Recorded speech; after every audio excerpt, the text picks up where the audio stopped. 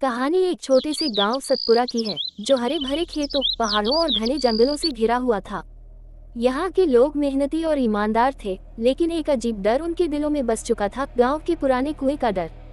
इस कुएं के बारे में कहा जाता था कि जो भी रात में इसके पास जाता, वह कभी लौटकर नहीं आता। लोगों ने इसे भूतिया मान लिया था और अब वहाँ कोई जाने की हिम्मत नहीं करता था। लेकिन क्या वाकई यह कुआं रहस्यमयी था? क्या इसमें कोई सच्चाई थी, या ये सिर्फ एक अफवाह थी? यही जानने के लिए इस कहानी को पूरा देखें। गांव के बुजुर्गों का कहना था कि यह कुआं कई साल पहले बना था और कभी गांव के लिए अमृत के समान था। इसके पानी से पूरे गांव की प्यास बुझती थी। लेकिन एक दिन कुछ ऐसा हुआ जिसने इस कुएं को श्रापित बना दिया। गांव के एक लालची जमींदार धर्मचंद ने अपने फायदे के लिए इस कुएं को बंद करने की योजना बनाई। उसने कुएं के पास खजाना गाड़ने की अफवाह फैलाई और एक दिन रात के अंधेरे में अपने कुछ आदमियों के साथ कुएं के पास गया। किसी को पता नहीं चला कि उस रात वहां क्या हुआ, लेकिन अगली सुबह कुएं के पास खून के धब्बे मिले और धर्मचंद गायब हो चुका था। इसके बाद से यह कुआं गांव वालों के लिए रहस्यमयी बन गया। कोई भी इसकी सच्चाई जान नहीं पाया। कुछ लोगों का मानना था कि धर्मचंद का भूत अब इस कुएं की रखवाली करता है, तो कुछ का मानना था कि कुएं में कुछ बुरी शक्तियां बस गई हैं। धीरे धीरे गांव वालों ने इस कुएं को पूरी तरह से छोड़ दिया। गांव में एक युवा लड़का था जिसका नाम अर्जुन था। वह बहुत बुद्धिमान और निडर था। उसे इन सब अंधविश्वासों पर भरोसा नहीं था। अर्जुन को ये समझ में आ गया कि गांव वाले बिना किसी ठोस सबूत के इस कुएं को भूतिया मान बैठे हैं। एक दिन अर्जुन ने अपने दादा गंगाराम जी से पूछा, दादाजी, क्या सच में ये कुआं श्रापित है? गंगाराम जी ने ठंडी सांस ली और बोले, बेटा, मैं खुद नहीं जानता। जब मैं छोटा था तब ये कुआं गांव की जीवन रेखा था, लेकिन धर्मचंद के गायब होने के बाद हर कोई इससे डरने लगा।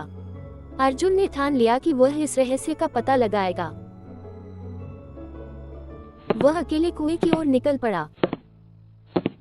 वहां पहुंचकर उसने देखा कि कुआं पुराना हो चुका था। उसकी दीवारों पर बेलें उगाई थी और उसके पास की जमीन जंगली घास से ढकी थी, लेकिन उसे कहीं कोई भूत प्रेत नहीं दिखा। तभी अचानक उसे कुएं के पास कुछ अजीब आवाजें सुनाई दी। अर्जुन थोड़ा घबराया, लेकिन उसने हिम्मत नहीं हारी। कुएं के अंदर झांका। अंदर अंधेरा था, लेकिन वह देख सकता था कि कुएं की दीवारों पर कुछ अजीब चिन्ह बने हुए थे। अर्जुन को लगा कि इन चिन्हों का कोई मतलब हो सकता है। उसने अपने दोस्त रामू को बुलाया, जो पुरानी लिखावटों को पहचानने में माहिर था। जब रामू ने उन चिन्हों को देखा तो वह चौंक गया। अर्जुन, यह कोई तंत्र मंत्र नहीं है, ये तो एक नक्शा है। अर्जुन और रामू ने मिलकर उस नक्शे को समझने की कोशिश की। उन्हें पता चला कि यह नक्शा कुएं के नीचे एक गुप्त तहखाने की ओर इशारा कर रहा था। गांव में किसी को भी इस बारे में पता नहीं था। अर्जुन को यकीन हो गया कि धर्मचंद के गायब होने की सच्चाई इस तहखाने में छिपी हो सकती है। उन्होंने कुछ और दोस्तों को बुलाया और एक मजबूत रस्सी की मदद से कुएं में उतरने का फैसला किया। जब अर्जुन और उसके दोस्त कुएं के अंदर उतरे तो उन्हें वहां एक पत्थर की दीवार मिली, जिस पर दरवाजा बना हुआ था। जब उन्होंने उसे खोला तो अंदर अंधेरा था। मशाल की रोशनी में उन्होंने देखा कि वहां चारों तरफ पुराने बर्तन, सोने चांदी के सिक्के और कुछ कंकाल पड़े थे। अर्जुन को समझते देर नहीं लगी कि यह वही खजाना था जिसे धर्मचंद ने छिपाने की कोशिश की थी। लेकिन सबसे चौंकाने वाली बात यह थी कि एक कंकाल के पास एक पुराना तलवार पड़ा था, जिस पर धर्मचंद का नाम लिखा था। अब सब साफ हो गया। धर्मचंद जब खजाना छिपाने के लिए कुएं में उतरा था तो उसके साथियों ने उसे धोखा देकर मार डाला और खजाने के साथ भागने की कोशिश की, लेकिन शायद वे भी किसी कारणवश बाहर नहीं निकल सके और वहीं फंस गए। अर्जुन ने गांव वालों को बुलाकर यह सच्चाई बताई। जब सबने ये देखा तो उन्हें एहसास हुआ कि वे सालों से बिना वजह डर में जी रहे थे।